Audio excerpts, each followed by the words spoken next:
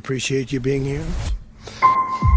Late last night and early today, at my direction, the United States Armed Forces conducted an extraordinary military operation in the capital of Venezuela.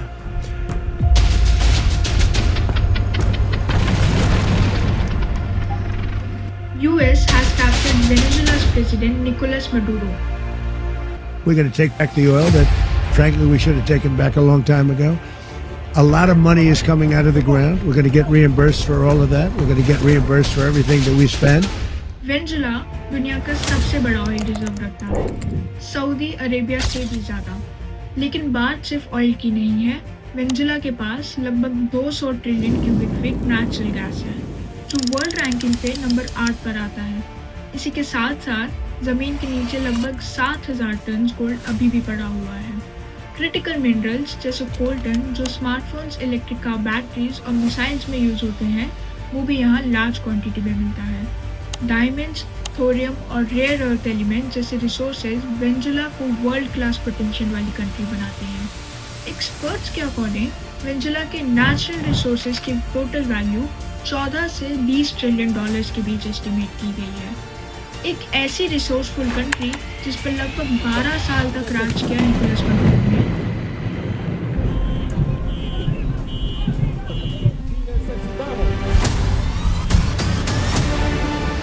Nicholas Maduro started as a bus driver, फिर union leader बने और फिर साल 2013 में बने Venezuela के president. लेकिन power में आते ही प्रॉब्लम शुरू हुई।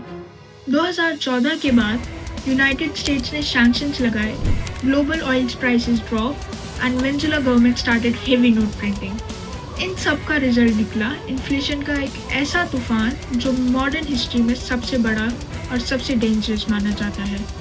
Venezuela has, of today, the highest inflation in the world. Inflation in Venezuela is expected to reach 1 million % by the end of the year, which means you need bags of cash to buy basic goods. एक छोटा सा example समझिए। साल 2013 में एक रुपए की value लगभग 0.10 बोलीवर्स थी, लेकिन 5 साल बाद यानी 2018 में रुपए की वैल्यू 3,30,000 बोलीवर्स हो गई।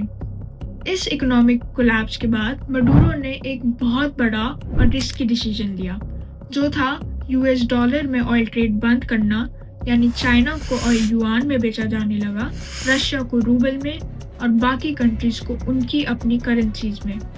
और यहीं से अमेरिका के लिए असली प्रॉब्लम शुरू हुई, क्योंकि ये डिसीजन डायरेक्टली यूएस डॉलर के ग्लोबल डोमिनेंस को चैलेंज करता था।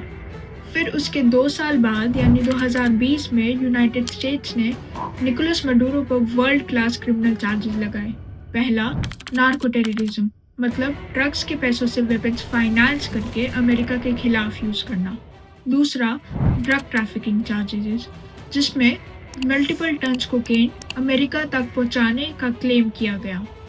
आज इन्हीं चार्जेस के बेसिस पर निकोलस मडूरो को कैप्चर होने की खबर आ गई है। लेकिन यहाँ एक बड़ा सवाल उठता है, अगर प्रॉब्लम्स ड्रग्स की थी तो मेक्सिको अमेरिका के लिए सबसे बड़ा थ्रेट माना जाता है, फिर सिर्फ वेनेजुएला ही टारगेट क्यों बना?